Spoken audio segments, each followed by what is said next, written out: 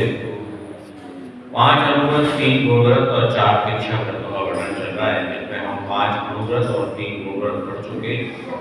अभी शिक्षा व्रत में ग्रीष्मकालीन व्रत के बाद सामायिक व्रत का वर्णन यहाँ पर आचार्य भगवान के द्वारा जो बताया गया है, उसमें जैसे कल कहा गया था कि जब गृहस्थ सामायिक करता है तो आरंभ और परिग्रह से रहित होकर अंतर ध्यान होता है, तो वैसे ही लगता है जैसे कोई मुनि बैठा हुआ है और उपसर्ग के लिए उसके ऊपर किसी ने वस्त्र डाल दिए। यानी सामायिक करने वाले जीव को भी, सामायिक करने वाले श्रावक को भी एक मुनि महाराज की जैसे संज्ञा दे दी गई कि मुनि के समान महाव्रतधारी सामायिक करने पर बन जाता है। ऐसा सामायिक का महामत्य है। और श्लोक नंबर 103 में बता रहे हैं कि सामायिक करना कोई आसान नहीं है। सामायिक करते समय बहुत सारी परेशानी आती है।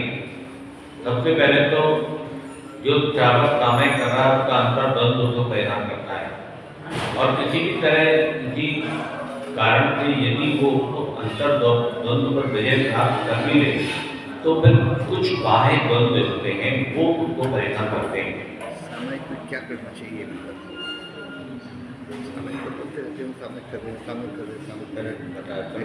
बता दिया। सामायिक करते समय सभी प्रकार के आरंभ और परिग्रह का मन वचन काय से त्याग करना चाहिए। सबसे पहले जब श्रावक सामायिक करने बैठे तो सभी प्रकार के आत्म और रौद्र ध्यान, कथाएं, तीव्र उसकी जो राग है, द्वेष है, उन सभी का मन वचन काय से त्याग करके बैठना चाहिए। चारों दिशाओं को दिग्बंधन करना चाहिए।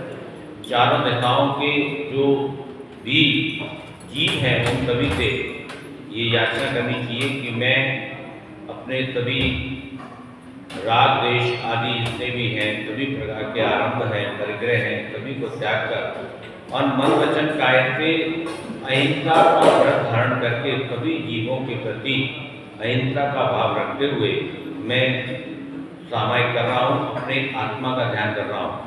आत्मा का ध्यान करना तो बहुत कठिन होता है, तो इसकी शुरुआत कैसे हो, इसकी शुरुआत बताई गई तीर्थंकर भगवान के गुणानुवाद करने से।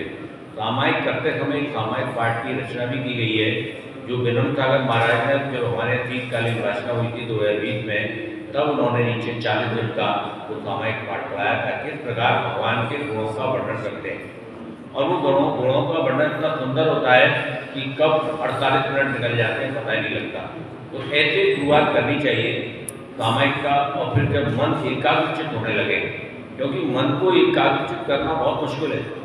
जरा सा भी आप आँख बंद करके बैठेंगे और कोशिश करेंगे कि मन को एकाग्रचित करें, तुरंत ही कोई ना कोई विकल्प मन में आ जाएगा। कहीं कोई दिन भर में ऐसी की गई कोई भी घटना वो दिमाग में आ जाएगी कि ऐसी घटना मेरे साथ घटित हुई, चाहे वो सुखद हो चाहे दुखद हो, मुझे ऐसा करना चाहिए था, ऐसा नहीं करना चाहिए था, ऐसा किया तो क्यों किया, मुझे व्यापार में इतना लाभ हो गया और भी हो सकता था, इतनी हानि हो गई, मैं अगर बुद्धि से काम करता तो ये हानि नहीं होती।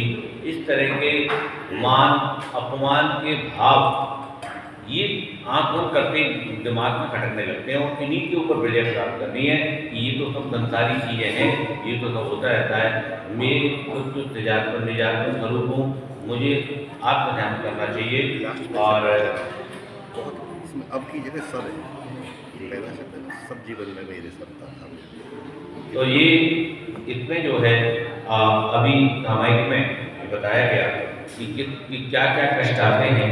तो यहाँ पर दिया गया कि सामायिक को स्वीकार करने वाला निश्चल योग वाला व्यक्ति मौनधारी होकर शीत उष्ण दशम डंक मारते हैं, ऐसे डांग मच्छर आदि के वर्षों को उपसर्ग को देव मनुष्य और अचेतन 4 प्रकार के उपसर्गों को भी सहन करें। कौन कौन से 4 प्रकार के उपसर्ग हुए? देवों के द्वारा, मनुष्यों के द्वारा, त्रिंचु के द्वारा, और जो अचेतन हैं, जैसे कोई किसी वस्तु पर बैठे हैं, अब वो काट रही है, मान लो चटाई पे बैठे हैं, चटाई काट रही है, इस तरह की, और जो मौसम आदि है उसका उपसर्ग, तो ये इसको सहन करता है।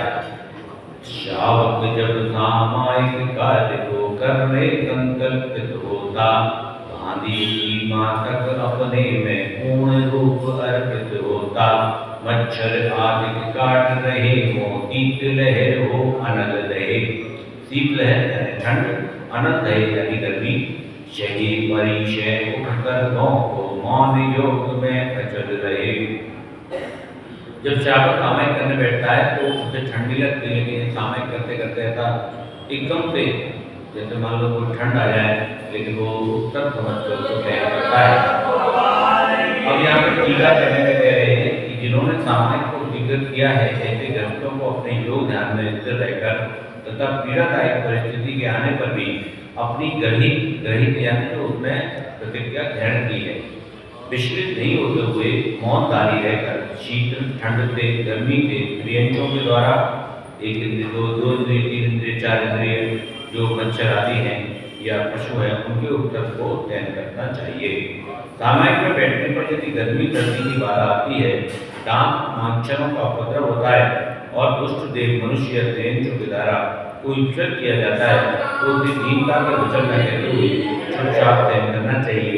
अपनी गृहीत प्रतिज्ञा से विचलित नहीं होना चाहिए। मतलब इसका उद्देश्य है कि जो शरीर के प्रति मोहब्बत है, हमारे मुनि महाराज आदि होते हैं, वो कभी भी मच्छरदानी में नहीं बैठते, कभी भी सामायिक करते समय मच्छरदानी का प्रयोग नहीं करते। परिचय एक तरह की कष्ट है, इन कष्टों को विजय प्राप्त करते हैं। और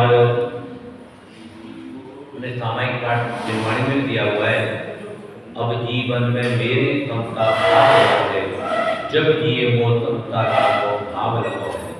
आत्मधौम है ध्यान छाण करूं सामयिक, संयम हो शुद्ध भावे भाव कराए।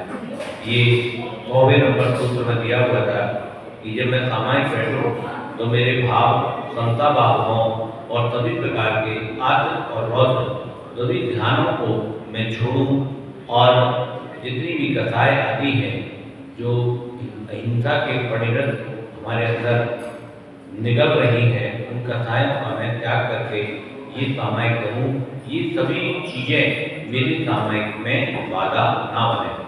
और पृथ्वी जल अग्नि वायु चौकाय वनस्पति पंचई थावर माही तथा जीव वे इंद्रिय ते चौबंद्रिय माई जीव सब दिन से क्षमा कराओ, मुझ पर क्षमा करो। वो उस भाव में जब सामायिक करता है तो साथ में प्रतिकरण भी कर रहा है कि मेरे द्वारा इतनी हिंसा हो जाती है, सभी जीव मुझे क्षमा करें, मैं भी उनके प्रति क्षमा रखता हूँ। इस तरह से यहाँ पर जो वर्णन किया गया है सामायिक का, बहुत उत्कृष्ट चीज है। ये सामायिक आपको किसी अन्य धर्म में पढ़ने को नहीं मिलेगा। जितनी सूक्ष्मता से जैन धर्म में बताया गया, उतनी सूक्ष्मता से ध्यान के नाम से तो कई धर्मों में बताया गया, लेकिन सामायिक के रूप से इतनी सूक्ष्मता और इतनी श्रेष्ठता के साथ, इतने फ्रूटफुलनेस के साथ जैन धर्म में बताया गया है, उतना अन्य किसी धर्मों में मेरे ख्याल से मुश्किल है। बोले शांतिनाथ भगवान की जय हो। जय